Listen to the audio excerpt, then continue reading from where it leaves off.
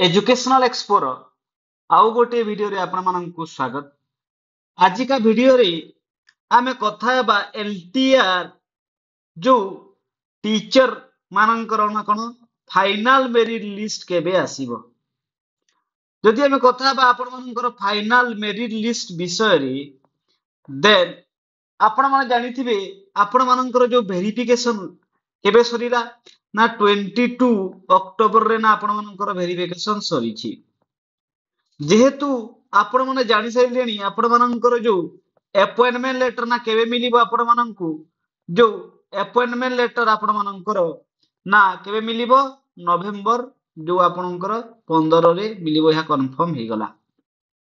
जदि हमें देखिबा एई जो अक्टोबर 22 जो आपण मानकर डॉक्यूमेंट वेरिफिकेशन सरी गला ना तापरे कोन हुए ना आपणकर जो जेते भी आपणकर जो डाटा वगैरह रहिला केते पिला वेरिफिकेशन करे कहा को डॉक्यूमेंट्स प्रॉब्लम अछि ना तार जो पूरा डाटा कोन करिवो ना डीओ ऑफिस ताहा ओ डबल एससी को देबो। ओ डबल एससी आउ थरे ताकू री वेरीफाइड करिवो। री वेरीफाइड करिला परे ना कोन हेबो आपणकर फाइनल जो मेरिट लिस्ट ता सहित आपण मानकर ना कोन हेबो जो रिजेक्ट लिस्ट मध्ये आसीबो। तो एथिपाई सपोज जदि मानिबा आपनकु जो ओ डबल एससी को पाखापाखि आपनकर 3-4 दिन लागि जीवो।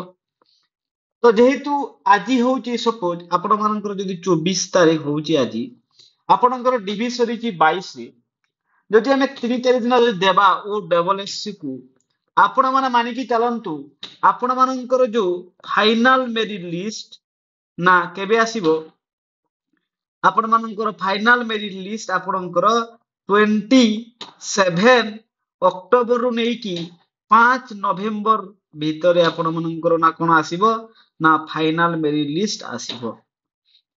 आ ए जो फाइनल मेरिट लिस्ट आपण मानकर आसीबो ना कोन आसीबो मे बी एटा आपण मानकर फेज वाइज आसी पारे। फेज वाइज माने सपोज जेमिति आपण मानकर जो वेरिफिकेशन हेदिला फेज वाइज आसी पारे।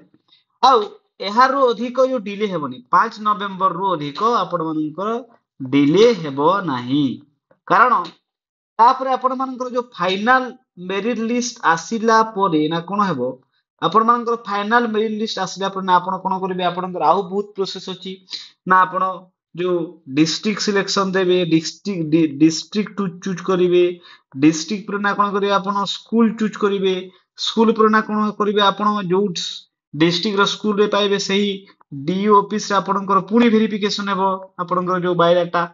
तो प्रोसेस बहुत लंबा अछि तो आ माने की चलिए आपण मानकर जो जो रिजल्ट ता 5 नवेम्बर भितरे आसीबा को जाउछि। 27 अक्टोबर नै की 5 नवेम्बर भितरे आपण मानकर जो फाइनल रिजल्ट आसीबा को जाउछि। आहुरी एमिति के वीडियो देखबा पई आपण एजुकेशनल एक्सप्लोर YouTube चैनल को लाइक एंड सब्सक्राइब कर दियंतु। थैंक यू धन्यवाद।